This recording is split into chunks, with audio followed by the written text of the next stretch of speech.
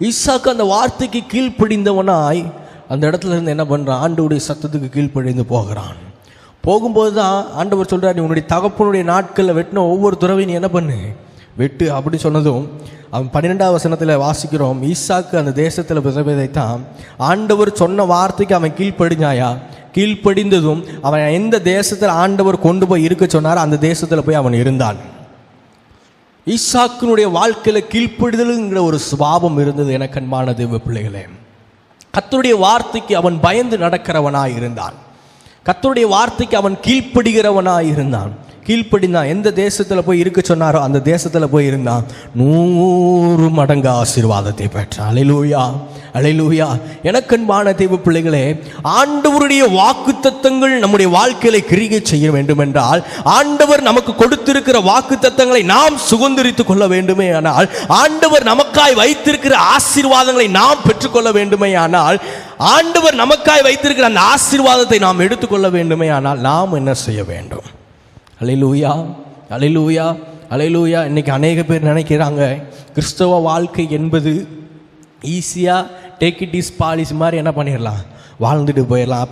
அப்படி இல்லை. எனக்கு அன்பான தேவ பிள்ளைகளே, கிறிஸ்தவ வாழ்க்கை என்பது கிறிஸ்தவ வாழ்க்கைக்குள்ளே நம்ம வந்துட்டோம்னா, கிறிஸ்துவை நம்ம பின்பற்றோம்னா அதுக்குன்னு சொல்லி என்ன இருக்குது, ஒரு பாதை இருக்குது. அந்த பாதையில் தான் நாம் போகணும்.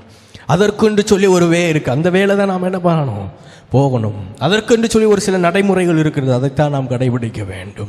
வேதம் என்ன சொல்லுகிறதோ அதை மாத்திரம்தான் நாம் செய்யணும். வேதம் என்னென்ன காரியங்களை நமக்கு போதிக்கிறதோ அதை மாத்திரம்தான் நம்ம செய்யணும். இந்த பாதையில் போ அப்படின்னு சொல்லி வேதம் சொல்லுமானால் அதே பாதையில் தான் நம்ம என்ன பண்ணணும், போகணும். ஆண்டவர் என்ன சொல்கிறாரோ அதை மாத்திரம்தான் செய்யணும். ஆமென், ஆமென். இந்த இடத்துல பாருங்கள், ஈசாக்கு என்ன பண்ணான், கீழ்ப்படிந்தான். கீழ்ப்படிந்து அவன் என்ன பண்ணான், அந்த இருந்த தேசத்தில் ஐஸ்வர்யமனாகி 100 மடங்கு என்ன பண்ணானா, பலனை பெற்றான். அல்லேலூயா.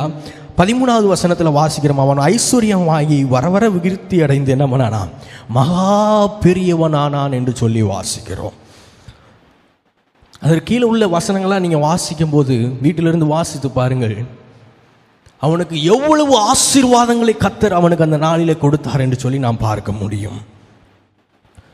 அநேக ஆசீர்வாதங்களை கொடுத்தார். 17வது வசனத்தில் நாம் வாசிக்கிறோம், அப்பொழுது ஈசாக்கு அவ்விடம் விட்டு புறப்பட்டு கேராரின் பள்ளத்தாக்கிலே கூடாரம் போட்டு அங்கே குடியிருந்து போதும். இந்த 17வது வசனத்துக்கு வரும் பொழுது ஈசாக்கு அந்த தேசத்தை விட்டு என்ன பண்றான், புறப்பட்டு போகிறான்.